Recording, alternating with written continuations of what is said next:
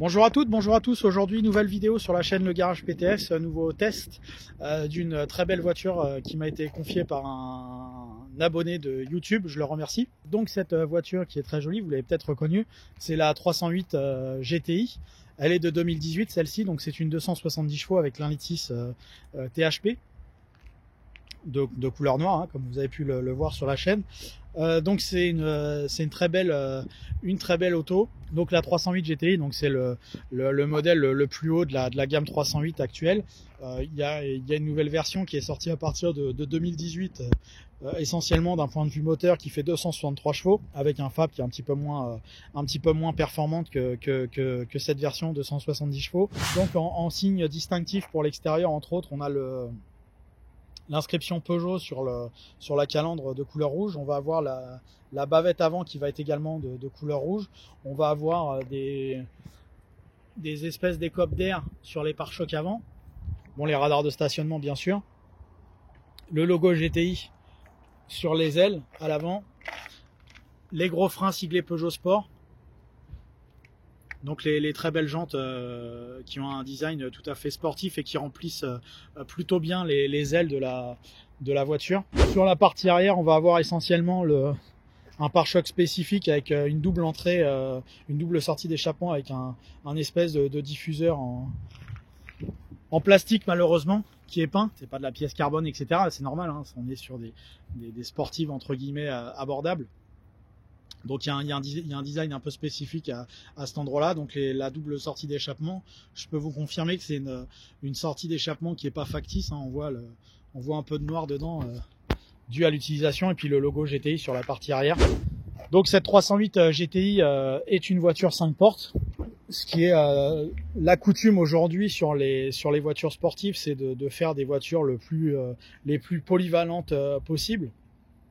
Donc sur la partie arrière, vous allez avoir une habitabilité comparable aux autres modèles de 308, hein, avec comme toutes les voitures modernes, c'est une 5 places avec les appuis-tête arrière, les ceintures, etc. Bon, c'est pas forcément ce qui nous intéresse le plus sur ce type de voiture, encore que ça nous permet quand même de transporter la famille et puis de se faire plaisir le week-end ou à d'autres moments. La partie coffre est également tout à fait correcte et utilisable au quotidien pour une petite famille. Donc là, on est sur une voiture, on va dire, tout à fait conforme qui pourrait vous emmener à faire les courses, etc. Cependant, sur la partie avant, on voit un design qui est tout à fait amélioré par rapport à une Peugeot de base, je dirais une 308 standard. Là, c'est sûr qu'on n'a pas la même chose qu'une business, hein. On a des sièges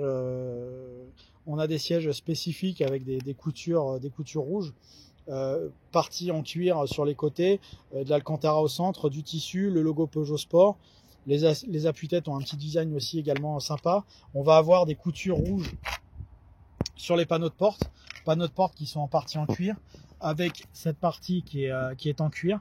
Donc il y a quelques efforts de présentation sur cette voiture. On peut voir les surpiqûres rouges sur la partie du tableau de bord. C'est les surpiqûres qu'ils avaient lancé à l'époque sur les 206 RC au niveau des casquettes de compteur. À chaque fois, ils reprennent ça sur leur sportive, hein, sur la 307, on l'avait aussi, hein, je l'ai montré, une 307 Féline 180, il y avait le même genre de tableau de bord. Donc un pommeau un peu spécifique, une finition laquée autour du pommeau de vitesse, le frein à main automatique, la coudoir.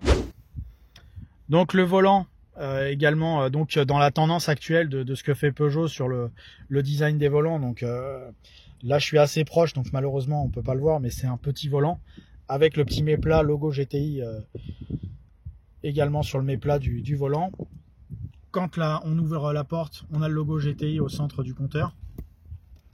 Compteur nous donner différentes informations, différents cadrans.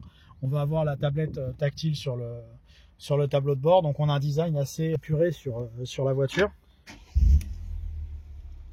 Donc le démarrage se fait par le moyen d'un système stop and start avec une clé main libre, hein. Ça c'est le système très courant des voitures modernes. Donc on peut le voir là, une fois qu'on a mis en route l'auto, on a une tablette tactile, on a un lecteur CD, on a différentes commandes comme les sièges chauffants, etc. qui vont rester à portée de main.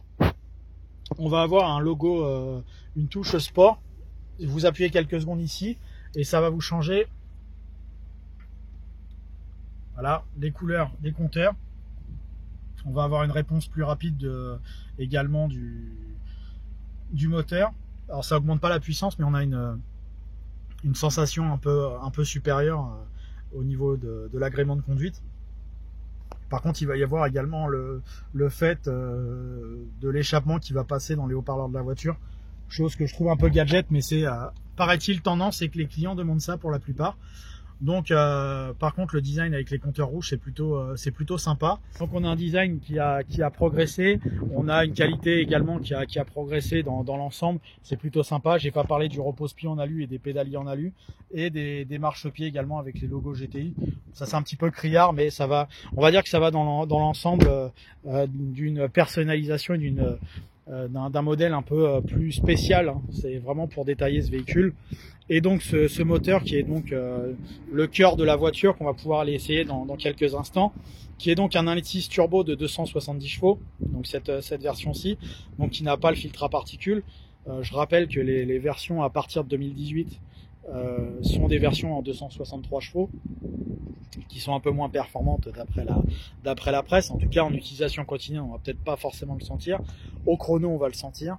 Là, donc c'est la version la plus puissante, la 270 chevaux, qu'on va donc pouvoir aller essayer donc dans quelques instants. Vous allez pouvoir voir et puis se donner un avis, un rendu sur ce véhicule qui est très prometteur sur le papier. Donc nous voici au volant de la Peugeot 308 GTI 270 chevaux, donc en 1.6 THP. Elle est de 2018.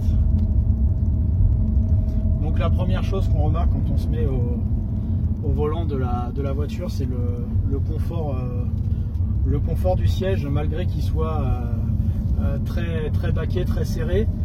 On pourrait penser qu'il est assez un peu trop ferme, mais finalement il maintient assez bien. Donc ça, c'est la première chose qu'on remarque au volant de cette voiture. Et la deuxième chose qu'on remarque dans cette voiture dès qu'on l'utilise, on sent que tout de suite, alors que là on n'a pas roulé vite, à peine 20 à l'heure, 30 à l'heure, la deuxième chose qu'on remarque tout de suite, c'est la rigidité d'ensemble de la voiture. Les freins sont hyper directs, on sent une grande réactivité au volant, et la suspension est très ferme, on sent tout de suite que ça suit très bien la route. On n'a pas besoin d'aller très vite pour comprendre que c'est une voiture qui va être extrêmement agile. On va la mettre à l'épreuve de l'accélération habituelle, même si on est à peu près sûr de son rendu.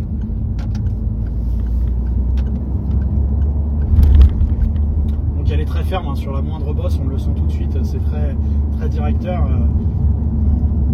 On a une clientèle qui est amatrice de suspension très ferme, donc vous ne serez pas déçu de ce côté-là.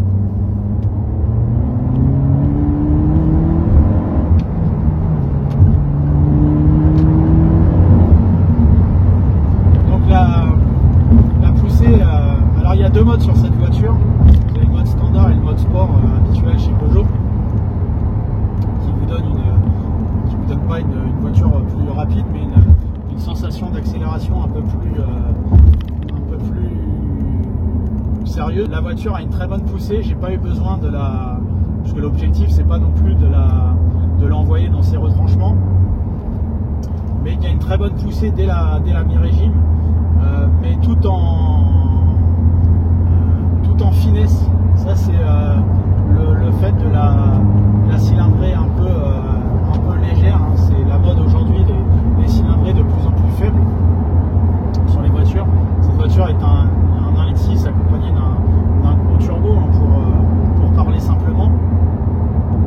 Et du coup, il y a une espèce de finesse, on va dire, l'accélération. C'est pas du brutal comme pourrait être un véhicule avec un 2 litres turbo plus ou un 6 cylindres ou autre.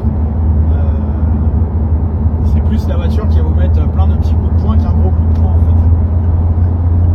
Après, les performances sont au rendez-vous, il n'y a pas de problème là-dessus. Le châssis a l'air extraordinaire.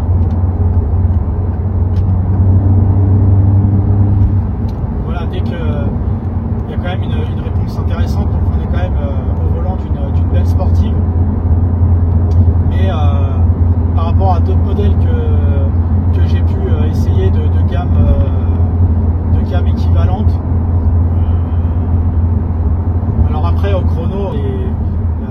voiture qui fait 270 chevaux, donc elle a des chronos extrêmement intéressants, aux alentours de 36 secondes au millimètre. C'est plutôt pas mal, un 0 à 100 qui est vraiment bien, qui est vraiment bon également. Mais c'est assez fin. C'est un tempérament particulier qui est vraiment qui est vraiment dans l'air du temps. La direction est extrêmement directe, extrêmement précise. Ça, pour le coup, ça fait référence. Tout ce qui est roulis, etc., tout est extrêmement bien maîtrisé. On ne peut pas forcément exploiter au plus la voiture. On est en ville, on est en circulation. Mais très franchement, on n'a pas besoin de la modifier pour même aller sur circuit. La voiture est... Voilà, à peine on accélère comme ça sur un rapport intermédiaire à peine à 50. Voilà, la voiture a quand même malgré tout une bonne poussée. Mais une poussée sans violence. Et les chevaux sont bien là. Donc c'est un très bon... je trouve que c'est un véhicule qui a d'énormes qualités. En tout cas, par rapport à ce qu'a pu faire Peugeot au milieu des années 2000 en sportif, voire en 2010, avoir la 308 GTI phase 1, les 207 RC, etc. Pour moi, c'était un peu la queue de peloton des sportives. C'était largement fait distancer par Renault. Là, pour le coup, cette 308 GTI, j'avais un peu d'appréhension, mais elle est vraiment très sympa à utiliser. La boîte est précise, suffisamment ferme.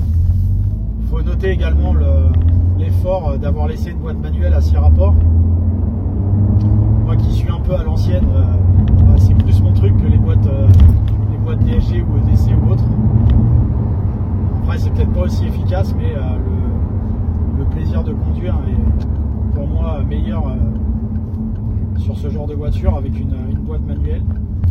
Donc pour moi, l'ensemble transmission, châssis est parfait, la position de conduite est également parfaite. Il n'y a rien à reprocher à cette voiture. Finalement, mais ça c'est peut-être moi qui suis comme ça, j'aurais préféré avoir un 3 litres Atmo dans ce... Un 3 litres Atmo de la même puissance. Mais bon, c'est plus dans l'air du temps malheureusement. Donc on a un 9.6 turbo qui est très performant. Donc dans des petites départementales comme on peut utiliser là, la voiture est extrêmement agréable également à utiliser. On retrouve tout le savoir-faire Peugeot dans les différents critères qu'ils savent faire.